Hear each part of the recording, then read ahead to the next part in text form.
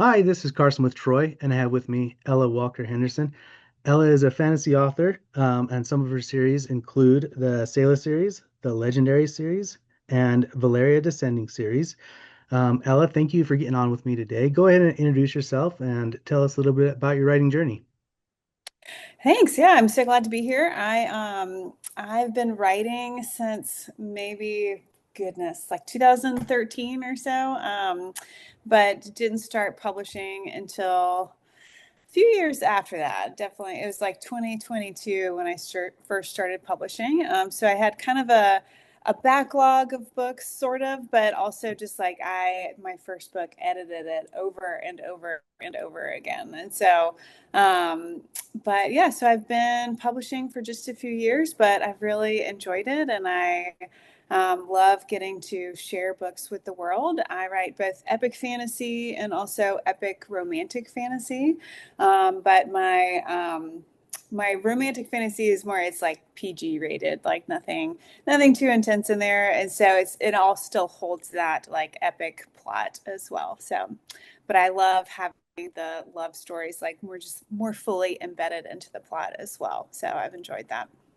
So yeah. That's awesome. So, for those people that have kind of been on the same journey as you and have, been wanting to be a writer for a long time and maybe have worked on a book or multiple books for, that decade or so, what advice would you give them? I think what I really enjoyed was in the beginning. Sometimes I feel like, oh, I should have just started publishing sooner or something like that. But I kind of like that I took it at my own speed and explored my different options and learned a lot in the beginning. And so I think that that was good for me. But also, I have really loved indie publishing and just being able to be involved at every layer. Although I will say marketing is not my favorite arena, and I probably don't put near as much time into it or effort into it as I should. But at the same time, like I just love the craft, and so I think of it as like, oh, like each series that I write, I feel like, oh, this one's better. Like this is, like each one, I enjoy it more.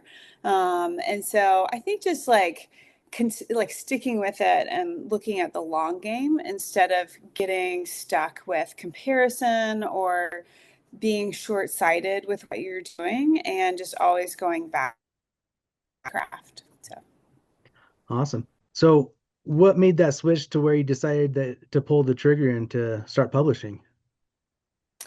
well, I had tried to get traditionally published some at first, and one of the first one that I tried to get traditionally published with was I classed it as like upmarket women's fiction, which is just felt very different from what I'm doing now. It was more like a modern story, and was fun, but then my next story was like, I don't know, almost like the Great American Novel, like still sort of women's fiction, but actually not really because it was a male main character, like about like farming. And I mean, so just like totally different than epic fantasy. And so I think it just took me a while to kind of find like, oh, this is my area. Like this is what I want to keep writing in. And so I think like I did also try to get the Sailor series, the first book in the Sailor series, like traditionally published. Like I queried agents, but I got further for that first book that I did, the upmarket women's fiction. I got pretty far with that one with querying and getting agent interest and less so with the epic fantasy. And then I realized like, oh, like there's so much room in the indie publishing world for epic fantasy. And like, it's just such a great place for fantasy. And so I think for me, like figuring out like, oh, like this is where I want to keep going, and the market is just really ripe for this in a lot of ways with epic fantasy and especially with romantic fantasy as well. So, have you always been a fantasy fan? I have, yeah. I mean, I remember reading Lord of the Rings in high school and just getting like super into it. And I was actually, when I was in high school, was when the movies were coming out for Lord of the Rings. And I remember, like, my front tooth got knocked out when I was a senior in high school playing soccer. Oh And no. so, like, I didn't have a front tooth. So I withdrew socially over Christmas break that year And I remember watching the behind the scenes for Lord of the Rings for like hours, like all, like, I don't know how many hours and hours of all the behind the scenes stuff there were for those DVDs, but I watched it like so much, so it's just fun to like, I wasn't only into fantasy and epic fantasy back then, but that was definitely like a fun start to feel like so like embedded into a world, like I was with Lord of the Rings back then. And I mean, I remember like definitely even earlier, like in like middle school and elementary school, like loving fantasy books at that point too. So it was a long journey. Yeah. You did a deep dive. Yeah. You got really Yeah. invested. Yeah, I did. But I guess that's like, that's what it feels like for me as a writer too, is I feel like being writing in a story. I mean, I've always loved reading, but writing feels like this different layer of reading almost, where I'm like so deep into a story. And that's something that I've always loved. So this fit really well. That's awesome. So your worlds blend, romance and high fantasy stakes. Mhm. How do you strike the balance between epic scale and deeply personal, emotional storytelling? All my stories have been very character driven, and so I would say like that becomes the love story part is like just it's very character driven, and so it's not like spice driven or something like that. It's more of like I love just creating tension between characters, and so it could be tension between friends. Like actually, that's something that I realized that I do a lot of and really enjoy as a reader too. Is like banter within friendships, and so things that are just naturally going to be a part of characters and a part of books. I would say that to me, being able to craft a love story within that, there's just a lot of room for going deeper with a character. And so that's the part of it. It's just like making my characters relational and always like from the beginning being so character driven. It just fits really well to have that relational part of characters come out more and more. So when you're creating your story, is this something you kind of build beforehand, or is this something you discover as you're writing? Kind of both. I would say characters are actually the first thing that usually come to me, more so than plot or anything. It's the characters. They've always been the ones that kind of appear first in my mind. And so, so it probably starts most with the characters and kind of their story builds around who they are. So how do you build the world around them?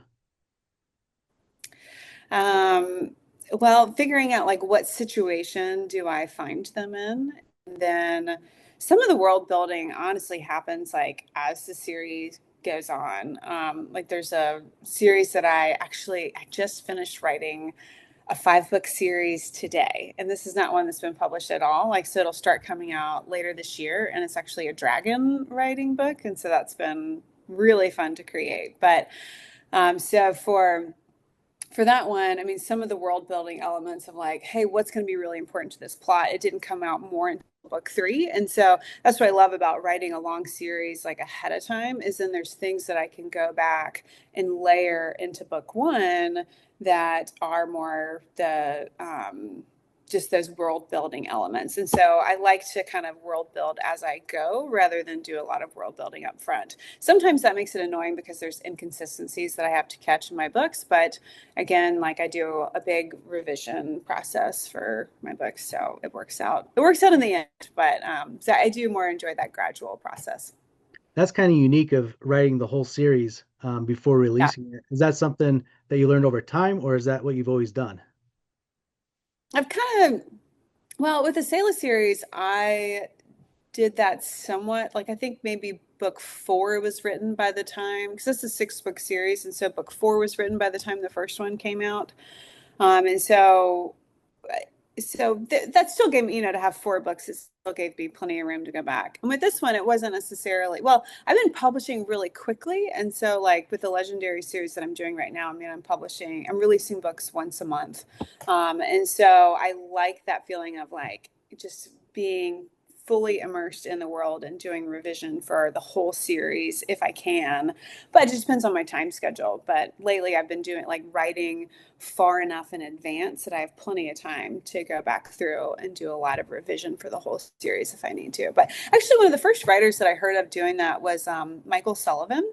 I remember I don't remember what I was reading, if it was like blogs by him or I don't know how I came across it, but just him talking about when he first wrote his, how do you even say it? Riria? Ryria? Right? Yeah, I don't know Yeah, either. I never say it. I just read it. But so like his first series, that's a lot of what he did, and he was like, you probably don't want to do it. Like, this isn't normal. But there's something that I do really like about just the way you can layer world building by having a whole series written as you're doing in the revision process.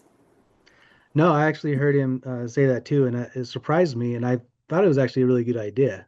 If you have the time to do that, write the whole Yeah. series, and then you can, like you said, fix those inconsistencies, or if something comes Mhm. up in book 4 or 5 or whatever that you weren't expecting, you can go back and like foreshadow it and whatnot. So, for some people, I think that's a great idea, a great plan to move forward.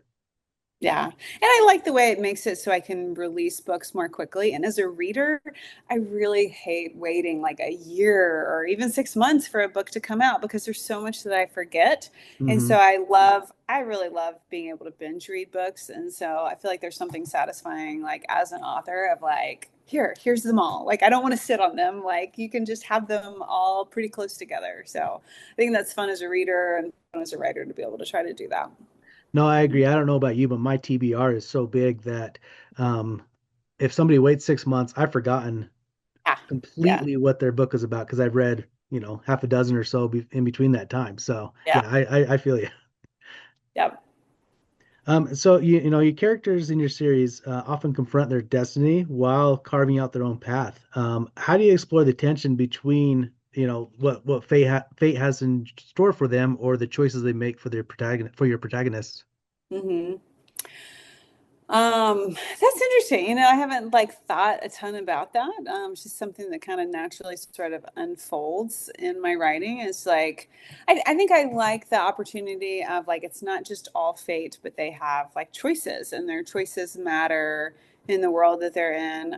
But also at the same time that they can recognize like some sense of destiny, some sense of like being led by something greater than they are. I think there's I love that element of like they don't have to make all their choices on their own. That sometimes there can be a comfort in feeling like, hey, I'm a part of a bigger movement than just the choices that I make. And so my choices matter, but I'm a part of a bigger picture too. And so that's something that actually in the Dragon series that I just finished today, that's something that also comes up there. So I think I've never necessarily thought of that as something that's being a big part of my books, but a different, like I can see that. And actually, the second book of that series is called. They're each like it's that series is called Dark Sky, and the first one is called.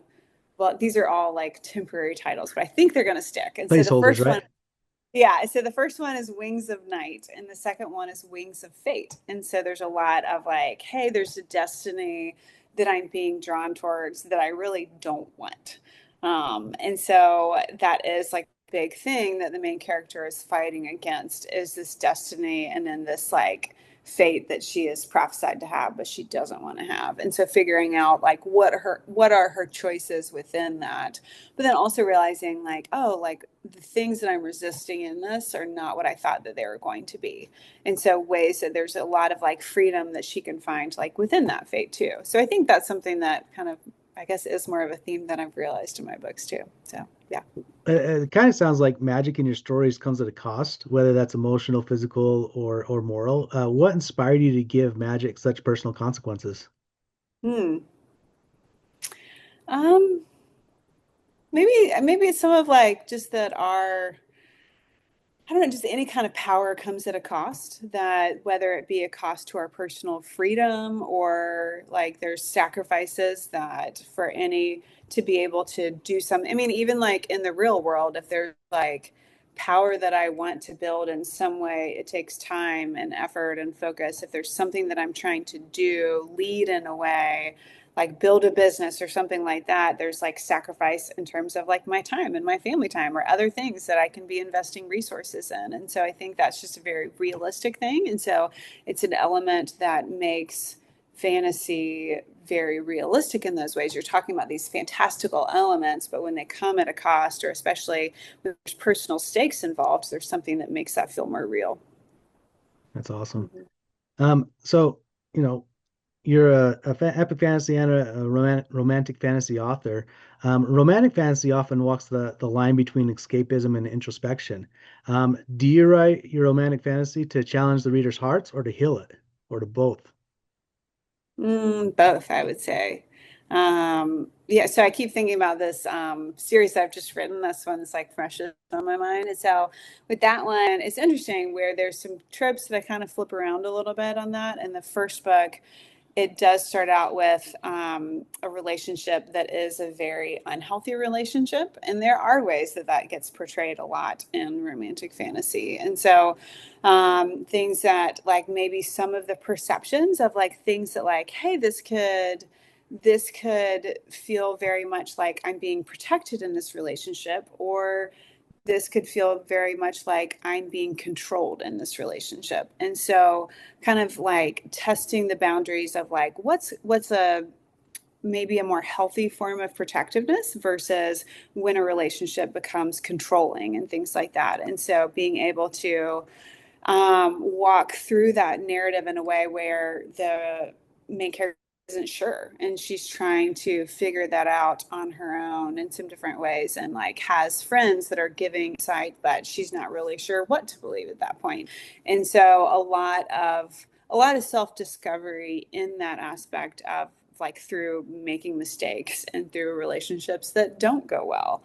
And so, but then I always love a good redemption arc of like, if you have a relationship that's going poorly, to then also be building towards a relationship that's going to be positive, and where even though there can still be mistakes that are being made, where there are like health boundaries being learned as well. So in my day job, I'm actually like, so I have a part-time day job that I also do, and I work as a therapist. And so I feel like that's something that definitely gets embedded in some of the ways that I see relationships and the themes of like mental health. That's a part of that too. So, yeah. Well, my wife has read the first book in the Sailor series, and she said that Mhm. your villains feel just emotionally complex as your heroes. Um, Yeah. do you believe every villain is the hero of their own romantic or redemption arc? Um, Not everyone, but there is a character that I love that's a villain in the Sailor series. And I think a lot of people really enjoy that character too. Her name is Jessamine. And she is somebody who I would say, like, if there's anybody who your wife might be thinking of, it's probably her. Of just like, she is very complex in a lot of ways that she was, I don't, just a really fun character to write, because it's like, okay, what horrible thing could she say in the situation that I would never say in real life? Or, just like what horrible way would she respond that is like kind of funny but kind of terrible all at the same time? So it's just fun to like explore that character and explore the ways that like you can see how she was being manipulated. So actually that's great advice that I got from I don't even know where, but it was just like fun character advice that like some of the best villains are always the middlemen. In the way that like Darth Vader was like the middleman, and I guess the Emperor would be like the real villain, or but there's always complexity with the middlemen because there's choices that they're making, and there's maybe like torn allegiances and things like that. And so Jessamine is very much like the middleman, where she's not like the big bad evil, but she's very moved by the big bad evil, but she still has some ties to people who are doing good in the world. And so that complexity, I think, the middleman complexity, I think is really fun to play around with as a writer, but also that it was like she's a point of view character, and her point of view in the first book is only just like a handful of chapters, but then as the series goes on, she has more frequent, like she's equal, I don't know if it's actually equal or not, but close to equal number of chapters, and like there's a lot more happening from her point of view and a lot more stakes in her point of view, and you really see the character arc that happens for her over the series. So I like that, the mhm. middleman. I've actually thought about that a lot, even in real life. Like, there's lots of examples where you have either like it can either be a good guy or a bad guy, but they always have like a right-hand man that, you know, helps them accomplish their goal and is even more forceful at times than the bad guy itself. And I really like that, the middleman. Yeah. Saruman came to mind as you were talking about. Like Hmm. he did some damage, but he wasn't Yeah. the main villain in Lord of the Rings. Yeah. No, I like that. Um, if you could step into one of your own worlds for a single day, not as a creator, but a character, which series would you go into? Who would you be, and what would you be willing to risk? So not the Dragon series that I've been talking about, because that world is darker. Like it's just that would be a tougher world to live in. And also I feel like the Valaria books, like those are more like a Viking style fantasy, and those would also be a harsher world to live in. But I feel like the Sailor series, like there's just a lot more, there's ways that that world has dark elements to it, but there's also just like this peace that I think is there in that world. And I think that that also like the legendaries, and like to be able to be one of the legendaries, like my favorite. So the world, so there's the Sailor series, and then the second series that's releasing this summer that's called the Legendaries. And I haven't talked about that very much, but that's the one that's kind of a spin-off of the Sailor series, where it's like some of the side characters from the Sailor series go off and like have their own world, their own adventure, that they're discovering a new land that is a new island to the south of like everything that of where all the locations are in the Sailor series. So anyway, like that's a really fun a fun world, and the characters of that are like there's these tropical islands where the legendaries are, they have these special abilities, and so that's what a legendary is they can either like run really fast like Sayla from the Sayla series, or move very fast like her, or there's this other form of legendaries that are called the breathless. And so the breathless, they are from these tropical islands, and they can swim underwater without breathing for a long period of time. And so anyway, long roundabout story short, that is the ability that I'd love to have, and the characters that I would love to be is like living on this tropical island and being able to swim underwater without needing air, and basically like a snorkeling life. Like in one of the prequels to the Legendary series is called The Breathless, and it's just like a love story, very low stakes. It's more of a cozy story, and but it's set on these tropical islands, and they're doing things like exploring waterfalls and visiting a coral reef, and like just fun things like that. So like that would be the book, specifically the low stakes book where they're living on tropical islands and doing lots of sailing. Like that's the one I would take for sure. Sounds like I want to live there too. Yeah, yeah, it's a great one. It's a great little world, and it's a short book too, so it's just a fun little cozy tropical island fantasy. That's It's fun. awesome. Now, Mm-hmm. same question, but somebody else's work. Who would you, what work would you live in? Ooh. Um,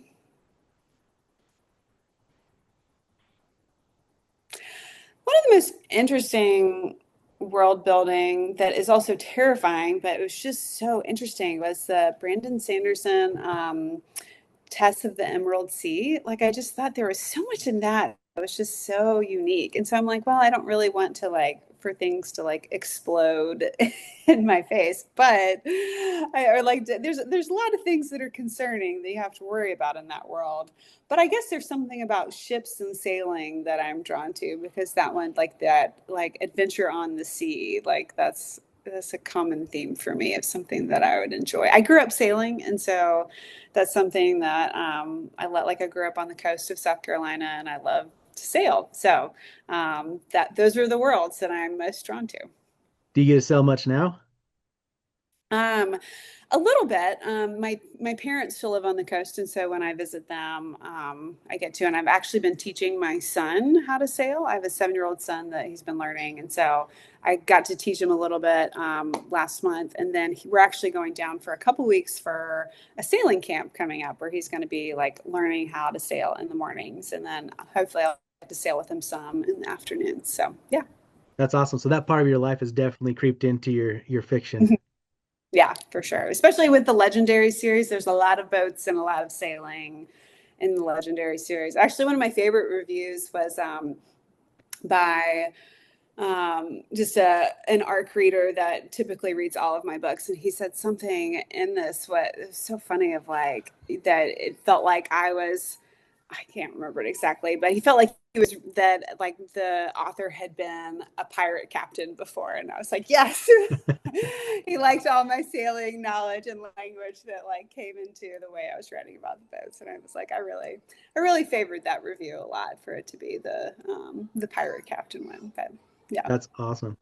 No, Mm-hmm. you said you have a part-time job as a therapist, you have a family. What are some of your writing habits and how have they changed over the years? Yeah, so I write a chapter a day. And so I'm pretty strict on, and my chapters are really around the same length, but about 2,000 words is a chapter for me. And so it's somewhere between 2,000 to 2,500 words a day is what that ends up being. And every day, like I don't really take days off unless I get really, really sick. I had the stomach flu twice this past year. And so I Oh, took a couple off from that. And I'm going out of the country, going on a trip to Ireland coming up next month. And so I will take a full 7 days off of writing for that trip, which I'm really excited about. But other than that, I write every day, and I try to have it be like the first thing that I'm getting done in my day. And whether that be at like 5 o'clock in the morning but I really enjoy working out early in the morning. And so that's always kind of a balance of like, I'm either working out or writing first thing, or I sometimes switch the order. But then I also edit in the afternoons, and so my youngest kids still nap, and so I try to use nap time in the middle of the day as like my editing time or like revising time.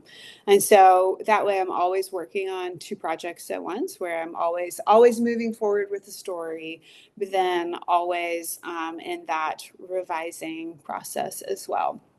And so then, like anything else that I need to get done, like notes from an editor or something like that, like I try to just squeeze that in at other times, which sometimes gets stressful. But I like that feeling of always moving forward and always having a project that I'm working on. So. so do you complete a book and then work on another one while you're editing the first one or revising the first one? Or do you kind of revise it at the same time? Um, I complete a book, and so right now I just finished writing this fifth book of the Dark Sky series, and then I am at the same time revising book two of the Dark Sky series. And I've finished whatever I'm drafting. I'm only drafting that. I'm not revising that one at all, but I'm going back and revising earlier projects usually. I like that. I like that for somebody that's new. That's kind of good advice. So you have kind of fresh eyes on the earlier work because Yeah. sometimes well, for me, if I'm writing something and I go back and edit it, sometimes I still know what I meant to say, and so like that's how I Mhm. read it instead of what it Yeah. actually says. I don't know if that's anybody else, but Yeah. Yeah, no, I mean, that's like one of the first writing books that I read was On Writing by Stephen King. And that was some of his advice in that of just like, waiting a while before. I don't remember, his advice was like maybe 6 months or something before you like go back and look at a manuscript. I have no idea the timeline of how long it takes me. But right now, like this book that I'm revising, the book two of the series, like I really am enjoying the revising process. This might be my favorite book that I've ever written, nice. because just the tension in it is so fun.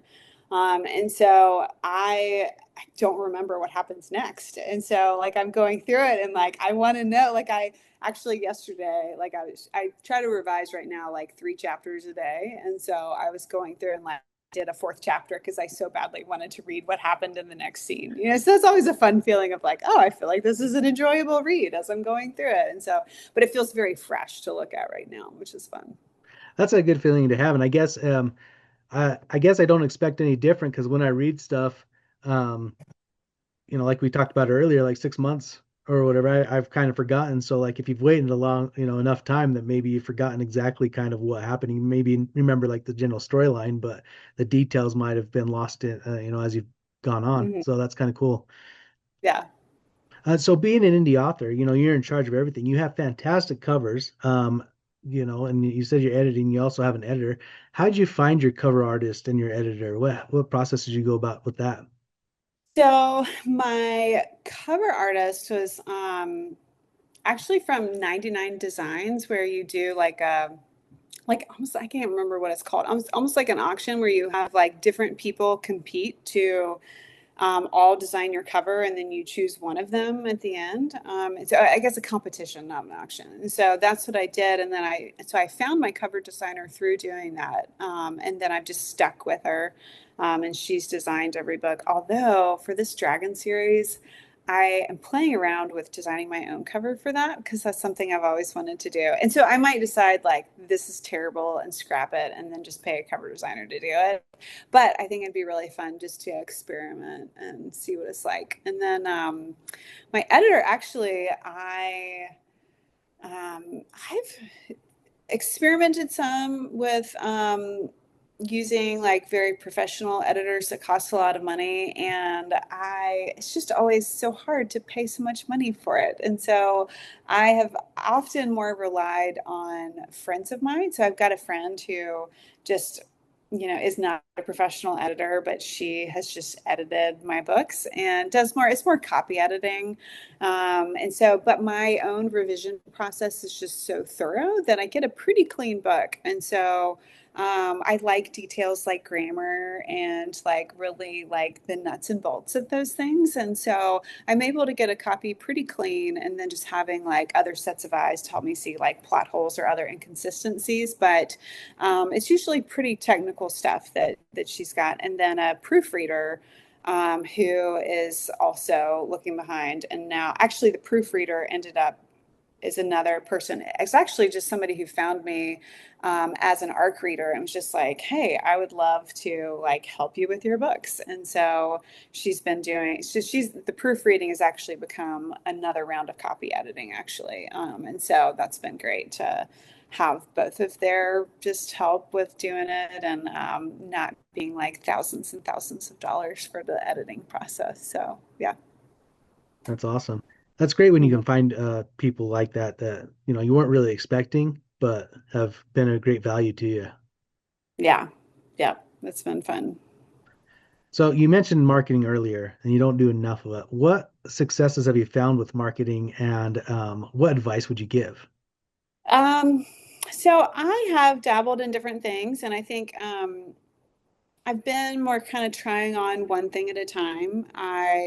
When the Selah series first came out, I did some Facebook ads for that. And looking back, I feel like Facebook ads were a lot easier to do at that point. I feel like I was like, man, I wish I had just put even more money into those because those were easier than they are now. But and so I kind of went through one thing at a time of learning first how to do Facebook ads and then how to do Amazon ads, but pretty small budget with all of those. Like I'm not pouring a ton of money in. And so just kind of experimenting still with that. But like my knowledge and experience has grown a lot. And so, and then also like some of the different things, like I got a BookBub international deal a couple times. And so just some of those like email lists where you can put your books on discount, like that's definitely helped a lot. And then more in the last year trying to build a TikTok audience, but I have phases where I am good with that. Like I post every day, and then phases where I'm very inconsistent. And so, but trying to build up an audience on that, which that's actually been, there's times where I really don't like it, but then there's times where it's actually kind of fun. Like I feel like there's a lot that I've learned about the market on TikTok of like hooks and just things like that of like what really helps to what works and doesn't work with marketing. I feel like I get quick feedback of like which posts get more traction and don't. And so, and there's ways that I've been able to test copy from a TikTok video and then use it for a Facebook ad. And so things like that, where I feel like I'm just learning and experimenting and just figuring out more and more like how to grab a reader's attention with a hook in ways that even influences like the way I think about my next book idea. And so I feel like marketing in terms of like a writing to market sort of idea, there's not ways that I'm probably never going to totally write to market because I feel like I just have a very individual style in some ways, but then ways that like, oh, it is kind of fun to see what's trending and what hooks work and just like what grabs a reader's interest. And so I think of that as marketing too, of just like, what am I learning about how to write to market, how to grab a reader, and what really is going to pull somebody in, even just from the hook on a TikTok video before they ever get to the words on a page. So I feel like there's just more time. Like I spend so much time on writing and revising right now, and just more like putting books out there that there's a lot more time that I could spend with marketing. But some of it is I want to wait until before I really go all in with marketing until I've got a book that I feel like hits the market really, really well. And I always think, well, that's going to be this next series. Like maybe that'll be the Dragon series. Then I'm like, oh no, but there's this idea now that I have for my next series. Like that'll be the one. So who knows? Maybe once I have like 20 books out there, then I'll really feel like, okay, now's my time to market. So we'll see what happens. But yeah. Well, how do you decide? I'm sure you have lots of ideas for stories. How do you decide what's the next one to pursue? Hmm. Well, I don't know. I try to wait until I finish a series before I start working on another project. Although with the Valaria series, like it's actually two parts. There's Valaria Descending and there's Valaria Ascending. And so Valaria Ascending is a duology. And it's definitely like Valaria Descending by itself is not fully complete. Like it ends in a way, it doesn't end on a cliffhanger, but it does end with things going downhill, I would say, the descending part. And so we've still got to do the ascending left. And so that'll be the next two books that I write, I guess starting tomorrow, or maybe I'll give myself one day off before I've already outlined it. And so either tomorrow or the next day, I will start writing the Valaria Ascending. But I do already have my idea for the next book after that. So part of me is like, oh, I'm just ready to like jump in and do that next series because I feel like it's going to be amazing. And like I have all these like just this the vision that I have for that next series. I think it's going to be so fun to write. Like it's actually about like crow shifters and I mean just like very different from what I've written before, but I'm really excited about it. But so I also want to remain faithful to my readers of like I can't forget about and also faithful to the characters of like Valaria's story is not finished. I need to make sure I go back into this Viking world and do that world justice too. So I'm not going to leave it behind. But it's only two books, which is going to be, this 5 book series. Actually, the 5th book in the 5 book series I just wrote was the longest book I've ever written. It was like 162,000 words, which usually my books are more like 100-ish thousand instead of 160,000. So it's pretty long. So the Valaria books are more like 70 or 80,000 words. They're shorter. And so it feels like, oh, this is just a little blip. It's almost like one book of this really long series that I just wrote. So feels like that'll be easy to write. And then I get to move on to the crow shifters. So yeah. That's exciting. You said you had an outline already. Do you have a particular style of outlining, like Save the Cat or, Dan Harmon's Story Circle or anything like that? Or is it just something you kind of created on your own? It's kind of Save the Cat. Like I like the 3-act structure and being able to, or actually it's like I don't even remember what it's called now, but the one where it's like a 7 plot point instead of just the typical 3 where you've got like oh gosh, I haven't been outlining in the past little while, so I can't remember now of like all those different points. But there's like the one where it's like you see a glimpse of like the bad guys and what they're doing. I can't remember. Do you know what I'm talking about? I don't remember what it's I called, know but it's yeah, 7.1. I like don't know if it's the one you're talking about though, where it's yeah, like the intro, like the pinch point, the yeah. like the midpoint. Point like the key, and then there's one well whatever there's one plot point I can't remember the name of, but like the dark moment or like all like so I like going through those like just hitting those kind of typical beats, and then I go more into like kind of fill in the areas where I create like a small outline per chapter. Like I break it up into chapters. And so I've got it all outlined of like, no, how many chapters are going to be in a book. Although this last one, I had so many chapters. Like what I put in a chapter was way too what could happen in one given chapter. So that's part of why that book got so long, is because I kept having to add chapter after chapter to get everything into the book. So, but part of some of that is like some of the character points of just like you plan for like the main plot point that's happening, but you forget about the things of like, oh, but these two characters are together and they haven't seen each other in a while. And so they need to catch up and have a great conversation. And then, oh, there's fun banter that can happen between them. And all of a sudden, like, that's another chapter. So things like that typically happen and make the story go a little longer sometimes, but it's fun. Sometimes it does, but sometimes it brings out some of the best moments in the story. Yeah, those are the ones that are usually my favorites, is those unexpected moments of like, oh, let's catch up, and just like the fun relational dynamics that are there for sure. That's awesome. So what do you do when a character kind of goes off the rails and invents its own side quest? And how do you bring it back? Um, If that does happen. well, I think it's happened some. I think that